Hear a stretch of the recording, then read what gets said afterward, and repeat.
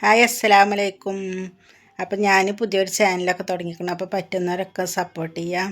അപ്പം ഞാനിപ്പോൾ ഉള്ളത് ഒമാനിലാണ്. ഒമാനിൽ ഹൗസ് മെയ്ഡായിട്ട് വർക്ക് ചെയ്യാണ്. പിന്നെ ഞാൻ ചെറിയൊരു കാര്യം പറയാൻ വന്നതാണ്. പിന്നെ ഞാൻ ഒമാനിൽ വന്ന ദിവസം എനിക്ക് ചെറിയൊരു പ്രശ്നം ഉണ്ടായത്, അത് ഞാൻ പറയാനാണ്. ഇവിടെ വന്നിറങ്ങുമ്പോൾ പുലർച്ചെ 2 മണിയായിക്കണം മസ്കറ്റിൽ വന്നിറങ്ങുമ്പോൾ. അപ്പോൾ എൻ്റെ അറബിയാണ് എന്നെ കൊണ്ടുവരാൻ വന്നിരുന്നത്. അപ്പോൾ അറബി വന്നപ്പോൾ വേറെ ആരുമില്ല, ഞാൻ അറബി മാത്രമേ ഉള്ളൂ. അപ്പോൾ മസ്കറ്റിൽ നിന്ന് ഇങ്ങോട്ട് 7 മണിക്കൂർ യാത്ര ഉണ്ട് കേട്ടോ. അപ്പോൾ ഒരു 3 മണിക്കൂർ 3.5 മണിക്കൂറൊക്കെ കഴിഞ്ഞപ്പോൾ അപ്പോൾ ഇവർക്ക് ഒരു ചെറിയ വീടുണ്ട് അവിടെ, സോഹാർ എന്നൊക്കെ പറഞ്ഞ സ്ഥലം, സോഹാറില്ല അവിടെ കേട്ടോ. അപ്പോൾ ഒരു ചെറിയ വീടാണ്. അതാണെങ്കിൽ ഇവിടുത്തെ മതിലുകളൊക്കെ ഭയങ്കര പൊക്കത്തിലാവില്ല. അപ്പം ഒരു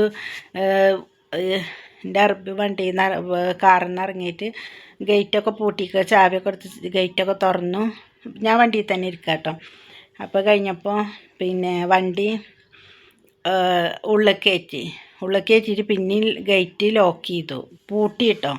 പൂട്ടിയപ്പോൾ ഞാൻ എൻ്റെ വിചാരം എന്താ, ഇവിടെ എല്ലാവരും ഉണ്ട്, ഞാൻ അങ്ങനെ നോക്കുന്നുണ്ട്. പക്ഷെ അപ്പം അത്ര വലിയ വീടൊന്നുമല്ല. പിന്നെ ഇപ്പോൾ ഇവിടേക്കൊക്കെ എന്തിനപ്പോൾ ജോലിക്കാരൻ്റെ മനസ്സിൽ ഇങ്ങനെ ഉണ്ട് കേട്ടോ. അപ്പം ഞാൻ ഒന്നും മുണ്ടിയില്ല. നമുക്കൊന്നും സംസാരിക്കാൻ ഭാഷ പോലും അറിയില്ലല്ലോ, അയാൾക്ക് ഒന്നും അറിയില്ല. ഈ ഹിന്ദി അറിയും നല്ലോണം, പിന്നെ അറബി അറിയും. ഇത് രണ്ടും നമുക്കറിയാത്ത ഇതാവുകൊണ്ട് നമുക്കൊന്നും തിരിച്ച് സംസാരിക്കാനും പറ്റാത്തൊരവസ്ഥയിൽ പിന്നെ ലാസ്റ്റ് ആൾ വാതിലൊക്കെ തുറന്നു. വാതിൽ തുറന്നപ്പോൾ എന്നോട് ഇറങ്ങാൻ പറഞ്ഞു. ഡോറ് തുറന്നു തന്നിട്ട് ഞാൻ ഇറങ്ങിയപ്പോഴും എൻ്റെ മനസ്സിൽ ഇനിയിപ്പോൾ ഇത് നമ്മളിങ്ങനെ കണ്ടിട്ടുണ്ടായില്ല, ഫസ്റ്റ് ഒരു ഡോർ തുറന്നിട്ട് പിന്നെയാണ് വീടിൻ്റെ ഉള്ളിൽ, അങ്ങനെയൊക്കെ ഒരു ധാരണ കേട്ടോ. പക്ഷേ ഇത് ഞാൻ ഉള്ളിൽ കയറി നോക്കുമ്പോൾ ഒരു ഹാളും പിന്നെ അതുപോലെ തന്നെ ഒരു റൂമും മാത്രമേ ഉള്ളൂ കേട്ടോ, പിന്നെ ബാത്റൂമും. അപ്പം എന്നോട് പറഞ്ഞു റൂം അടിച്ചെന്നിട്ട് ഇവിടെ കിടന്നോളാൻ പറഞ്ഞു, ഇവിടെ സ്ലീപ്പ് എന്ന് പറഞ്ഞു. അപ്പം ഞാൻ ചോദിച്ചു വൈഫ് ഉമ്മ എന്നൊക്കെ ചോദിച്ചു. അപ്പം എന്നോട് മാഫി പറഞ്ഞു, ഇവിടെ ആരുമില്ല എന്നൊക്കെ അങ്ങനെ. പക്ഷെ ഞാൻ കുറച്ചൊക്കെ ഇങ്ങനെ, ഞാൻ ആരും കാണാതെ ഇപ്പം എനിക്ക് അറിഞ്ഞിട്ടല്ല, പക്ഷെ ഞാൻ ഇങ്ങനെ ഓരോന്ന് ആൾ പറയണത് ഇന്നതായിരിക്കും പറയണതെന്നൊക്കെ മനസ്സിലാക്കിയെടുത്ത കേട്ടോ. അതിൽ എനിക്ക് ബാത്റൂം കാണിച്ചു തന്നിട്ട് ഇവിടെ യൂസ് ചെയ്താൽ മതി. അപ്പോൾ അയാൾ പറഞ്ഞു അയാൾ ഹാളിൽ കിടക്കും, ഞാൻ എന്നോട് റൂമിലും കിടക്കാൻ. അപ്പോൾ എനിക്ക് പേടിയായി. പഠിച്ച റബ്ബേ, ഫസ്റ്റ് തന്നെ വന്നിട്ട് എന്താ ഇപ്പോൾ സംഭവം, എന്താ ഇനിയിപ്പോൾ കാട്ടുന്നൊക്കെ വിചാരിച്ചിട്ട് ഞാൻ ആകതായി.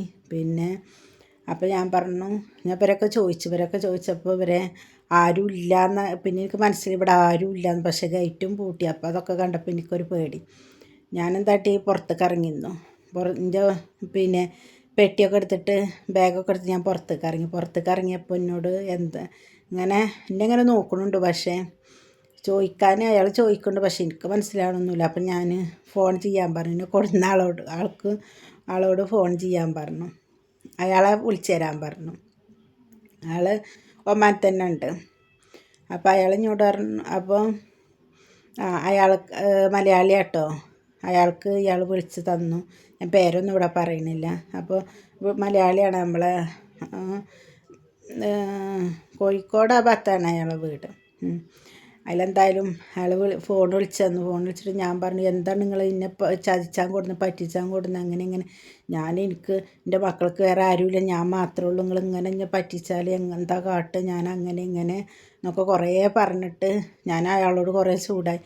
ഞാൻ എന്താ ചെയ്യേണ്ടത്, ഞാൻ ഇവിടെ കടന്ന് മരിക്കട്ടെ എന്നൊക്കെ ഞാൻ അങ്ങനെയൊക്കെ അയാളോട് പറയാം. അപ്പം ഇങ്ങോട്ട് പറഞ്ഞു, ഇത് സപ്പൂറ അകിജ അങ്ങനെയൊന്നും പറയില്ലേ, എന്താണെന്ന് ഞാനും ചോദിച്ചറിയട്ടെ എന്ന് പറഞ്ഞു.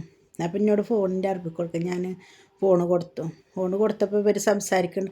അപ്പോൾ പിന്നെയും കുറച്ച് ഒരു സംസാരിച്ചിട്ട് പിന്നെ അറബിൻ്റെ കയ്യിൽ തന്നെ ഫോൺ തന്നു. അപ്പോൾ അയാൾ പറഞ്ഞു അയാൾക്ക് ഉറക്ക ക്ഷീണം കാരണം വണ്ടി ഓടിച്ചാൻ പറ്റാത്തതുകൊണ്ട് പിന്നെ അവിടെ അവരെ വീട് തന്നെയാണത്, ഇങ്ങനെ ഫാമിലി നൈറ്റ് ആയിക്കോട്ടെ പോകുമ്പോൾ റെസ്റ്റ് എടുക്കുന്ന സ്ഥലത്തിലത്. അപ്പോൾ അങ്ങനെ ഇപ്പോൾ എന്താട്ടി ആ വീടാണത്. കണ്ട കുട്ടികളുടെ ഡ്രസ്സും കുട്ടികളുടെ പെരുമാറ്റമൊക്കെ ഉള്ള സ്ഥലം തന്നെയാണ് ഇതിനും. പക്ഷെ അമ്മക്കത് ഈ രാത്രിയും കൂടി ആവുകൊണ്ട് നമുക്കൊരു പേടി. പകലാണെങ്കിൽ അത്രയ്ക്ക് പേടി ചിലപ്പോൾ തോന്നൂല കേട്ടോ, കാരണം നമുക്ക് വെളിച്ചം ഇതൊക്കെ ഉണ്ടായി. ഇത് ഇരുട്ടാകുമ്പോൾ നമുക്കൊരു പേടിയല്ലേ. അതിൽ ഞാനെന്ത് ചെയ്തു, ഞാൻ പറഞ്ഞു ഞാനിവിടെ നിൽക്കില്ല, ഞാൻ പോവുകയാണേ ഞാൻ അയാളോട് പറഞ്ഞു ഞാൻ നിൽക്കൂല, ഞാൻ പോവുകയാണ്, ഞാൻ എവിടേക്കെങ്കിലും ഇറങ്ങിപ്പോയി, എനിക്ക് പറ്റൂല ഇവിടെ അങ്ങനെ ഇങ്ങനെയെന്നൊക്കെ പറഞ്ഞു. ഈ പേടിക്കണ്ടാന്ന്, അങ്ങനത്തെ ആൾക്കാരൊന്നും അല്ല, ഇജ്ജ് പേടിച്ചണ്ടെന്നൊക്കെ പറഞ്ഞിട്ട് അയാൾ കുറേ സമാധാനിച്ചു. ഞാൻ പറഞ്ഞു ഞാൻ നിൽക്കൂല എന്ന് പറഞ്ഞാൽ നിൽക്കൂല, ഞാൻ എൻ്റെ പെട്ടിയും പൊടിച്ച് പുറത്ത് ഇങ്ങനെ നിൽക്കുക, ഇയാൾ ഇങ്ങനെ നോക്കി കഞ്ചാറമ്പ്. അതിൽ കുറേ അങ്ങോട്ടും ഇങ്ങോട്ടൊക്കെ പറഞ്ഞു. പക്ഷേ ഈ അയാൾ പറഞ്ഞപ്പോഴും ഇതായില്ല കേട്ടോ, വിശ്വാസമല്ല, എൻ്റെ പേടിയും വിട്ടുപോയില്ല. അപ്പോൾ അയാൾ പറഞ്ഞു ഇപ്പം ഇന്ന് നേരം വെളുക്കണ വരെ വണ്ടി ഓടിക്കാൻ കഴിയാത്തതുകൊണ്ട്, ഇനി ഒരുപാട് ലോങ് വണ്ടി ഓടിച്ചാളല്ലേ കഴിയാത്തതുകൊണ്ടാണ് ഈ ഇപ്പോൾ തൽക്കാലം അവിടെ കിടക്കായിരുന്നു. ഞാൻ സത്യം പറഞ്ഞവർ ചതിച്ചാനും അങ്ങനത്തെ ഒരു ഇതാണ് എൻ്റെ മനസ്സിൽ. ഇനിയിപ്പോൾ റബ്ബ് ഇവർ ചതിച്ചാൻ കൊടുന്നു തന്നെയാണ് ഇനി ഇങ്ങനെയൊക്കെ ഇതാക്കിയിട്ട് പഠിച്ചവനെ എൻ്റെ കുട്ടികളെ ഇനി അങ്ങനെ കാണൂല, അങ്ങനെ ഇങ്ങനെ പലതും മനസ്സിലിങ്ങനെ വരും കേട്ടോ. അപ്പം അങ്ങനെ അയാൾ കുറേ ഇങ്ങോട്ട് പറഞ്ഞു ഇവിടെ നിൽക്ക്, കുഴപ്പമില്ല ഇവിടെ നിൽക്ക്, പിന്നെ എന്താ ഒരു കുഴപ്പമില്ല ആൾക്കാരല്ലേ, പക്ക ഡീസൻ്റ് ആൾക്കാരാണ്, ഇജ്ജ് അവിടെ നിന്ന് ഒരു പ്രശ്നവും ഇല്ല, നേരം വെളുക്കുക ഒരു 3-4 മണിക്കൂറല്ലേ, അയാൾ കുറച്ച് ഉറങ്ങിക്കോട്ടെ, രാത്രി മുതൽ വണ്ടി ഇങ്ങനെ ഓടിച്ചിട്ട് ഉറങ്ങിയിട്ടില്ല, ഉറങ്ങാതെ വണ്ടി ഓടിച്ച പ്രശ്നം. ഞാൻ പറഞ്ഞു എന്തായാലും വേണ്ടില്ല, ഞാൻ നിൽക്കൂലെന്ന് തന്നെ പറഞ്ഞു. അതിൽ അയാൾ അറബ് വാതിലൊക്കെ പൂട്ടി ഇറങ്ങി എന്നോട് കയറാൻ പറഞ്ഞു. ഞാൻ കാർ കയറിയിരുന്നു.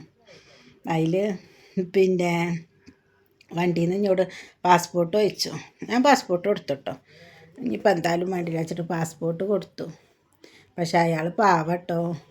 എന്നിട്ട് ഒരു 2 മണിക്കൂർ യാത്ര ചെയ്തപ്പോൾ അവരുടെ ഫാമിലിയുടെ വീട്ടിലെത്തി. അവരൊരു ഫാമിലി ഉണ്ട്, എൻ്റെ അറബിൻ്റെ ഫാമിലി ഉണ്ട്, സോഹാർ, സോഹാർ, അവിടെ ഒരു ഫാമിലി ഉണ്ട്. സോഹാറ ബുറൈമിയ സ്ഥലം എനിക്ക് കറക്റ്റ് അറിയട്ടെ, ഞാനങ്ങനെ അല്പമൊന്നും പോയിട്ടില്ല, ആ ഒരു പ്രാവശ്യം അവിടെ പോയിട്ടുള്ളൂ ഈ ഫാമിലിൻ്റെ വീട്ടിൽ. അപ്പോൾ അവിടെ പോയി. അന്ന് അവിടെ പോകുമ്പോൾ അൽഹംദുലില്ലാ അയാളും അയാളെ വൈഫും മോളും ഒരു മോനും ഉണ്ട്. ഞങ്ങൾ ചെന്നേക്കിനൊക്കെ സലാം പറഞ്ഞൊക്കെ ഒക്കെ തന്ന് എനിക്ക് കുളിക്കാനുള്ള സൗകര്യമൊക്കെ ചെയ്തെന്ന് എല്ലാം ചെയ്ത് ഫുഡൊക്കെ തന്നു, എന്നോട് ഉറങ്ങാൻ പറഞ്ഞു. അപ്പോൾ തന്നെ സുബൈ ബാങ്കൊക്കെ കഴിഞ്ഞു കേട്ടോ. അപ്പോൾ നിസ്കാരം കഴിഞ്ഞിട്ട് ഞാൻ കിടന്നുറങ്ങി. അവിടെ എത്തിയപ്പോൾ എന്നോട് അറബി ചോദിച്ചു ഓക്കെ അല്ലേ എന്ന് ചോദിച്ചു. ഞാൻ ഓക്കെ എന്ന് പറഞ്ഞു. അൽഹംദുലില്ലാ പറഞ്ഞു. അപ്പോൾ അയാൾ അൽഹംദുലില്ലാ കേട്ടപ്പോൾ തന്നെ എനിക്ക് അയാളെ ഇത് മനസ്സിലായിട്ടോ. കാരണം അങ്ങനെ ഒരു നിഷ്കളങ്കമായൊരു ആളാണ് തോന്നിയിട്ട്. അപ്പോൾ അയാൾ ഫുഡൊക്കെ കഴിച്ചിട്ട് അയാൾ പിന്നെ റെസ്റ്റും ചെയ്തില്ല, ഫാമിലിൻ്റെ വീടല്ല, അയാൾ ഇന്നോടാക്കിയിട്ട് അയാൾ പോയി. എന്തായാലും പക്ഷേ ഞാൻ ജീവിതത്തിൽ ഇങ്ങനെ പേടിച്ചിട്ടില്ല, ഇത് വല്ലാത്തൊരു പേടിയായിരുന്നു.